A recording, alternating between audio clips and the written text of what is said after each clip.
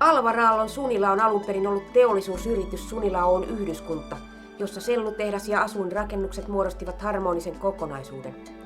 Tämä arkkitehtuurin mestariteos sijaitsee kauniissa merimaisemissa Kymijoen suistossa Kotkassa.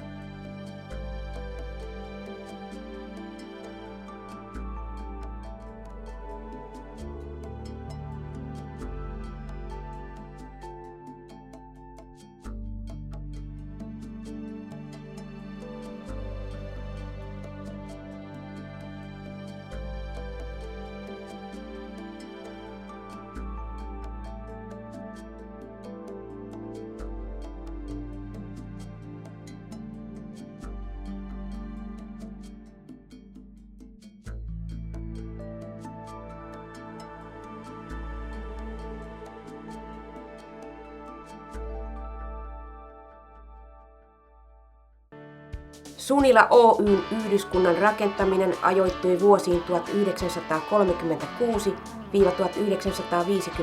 1936–1953. Pääarkkitehtina hankkeessa toimi maailmankuulu Alvar Aalto, joka tunnetaan vielä nykyäänkin menestyneimpänä suomalaisena arkkitehtina. Aalto oli aikaansa edellä ja hänen suunnittelemansa rakennukset ovat moderneja vielä tänäkin päivänä. Työssään Aalto omaksui funktionalistisen tyylin, jossa yhdistyvät käytännöllisyys ja nykyaikaisuus. Näyttävä funktionalismin taidonnäyte Sunila sai nopeasti maailmanluokan kuuluisuutta muun muassa New Yorkin maailmannäyttelyssä. Sunilassa Aallon suunnittelemiin rakennuksiin kuuluu sellutehdas ja useat persoonalliset asuinrakennukset, jotka valmistuivat yhdessä tehtaan kanssa. Sunilan sellutehtaan rakennustyöt aloitettiin 1936. Töitä tehtiin 1700 henkilön voimin ja rakentaminen kesti vain 2 vuotta. Tavoitteena oli 80 tonnin vuosituotanto, mutta talouden epävakaisuuden takia siihen päästiin vasta vuonna 1951. Nykyään tehtaan vuosituotanto on kasvanut noin 370 000 tonniin ja se työllistää yli 200 henkilöä. Tehtaan lisäksi Alvar Aallon käsialaa ovat monet rakennukset, jotka alun perin rakennettiin tehtaan työntekijöiden arvojärjestyksen mukaan. Johtajien ja työntekijöiden asunnot olivat erillään ja pinta-alat olivat suorassa suhteessa työntekijän asemaan tehtaassa. Sunilassa elettiin sodan jälkeen värikästä elämää, joka tunnetaan Sunilan onnellisimpana aikana. Sunila Oy tarjosi tuolloin asukkailleen kaikki tarpeelliset palvelut ja sosiaalinen elämä oli vilkasta. Harrastusmahdollisuudet olivat monipuoliset ja yhteisö oli lämmin ja energinen.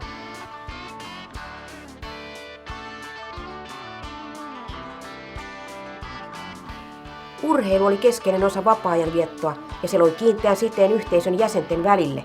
Lajeina olivat muun muassa jääpallo, hiihto ja yleisurheilu. Urheilua harrastettiin menestyksekkäästi myös kilpailutasolla. Sunilaan saatiin jopa soudun olympiapronssia ja monia voimistelun Suomen mestaruuksia.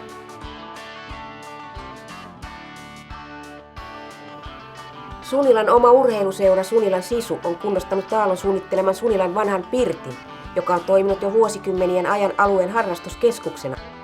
Entisöinnin ansiosta pirtissä voi yhä harrastaa monipuolista liikuntaa ja siellä järjestetään erilaisia juhlia ja tilaisuuksia. 60-luvun lopulla yhteiskunnallisten muutosten paineessa teollisuusyhdyskunta kuitenkin hajosi ja nykyään Sunila on rauhallinen ja arkkitehtuurisesti suojeltu lähiö. Luonto on Sunilassa näkyvässä osassa ja alueen vihreys ja meren läheisyys luovat harmoniaa tehdasalueen vastapainoksi. Rauhallisuus ja autojen vähäinen määrä tekee Sunilasta erittäin turvallisen paikan asua. Kehitteillä on muuttaa useita pienempiä asuntoja suuremmiksi perheasunnoiksi, jolloin Sunilasta saadaan ihanteellisempi asuinpaikka lapsiperheille. Paikallisliikenne kulkee säännöllisesti ja valtatie on lähellä. Vieressä sijaitsevasta Karhulan keskustasta löytyvät kaikki tärkeät palvelut. Sunilan kehittämisessä on kuitenkin vielä paljon tekemistä ja siinä on vahvasti mukana Pro-Sunila-yhdistys, joka perustettiin vuonna 2000. Sen tärkeimpinä tavoitteina ovat Sunilan tekeminen tunnetuksi, Aallon historiallisten rakennusten kunnostaminen ja sosiaalisen toiminnan piristäminen. Yhdistys on kiinteässä yhteistyössä useiden Sunilan kehittämisestä kiinnostuneiden yhteistyökumppaneiden kanssa ja se julkaisee aktiivisesti tietoa Sunilasta ja järjestää erilaisia tapahtumia. Tervetuloa tutustumaan Sunilaan!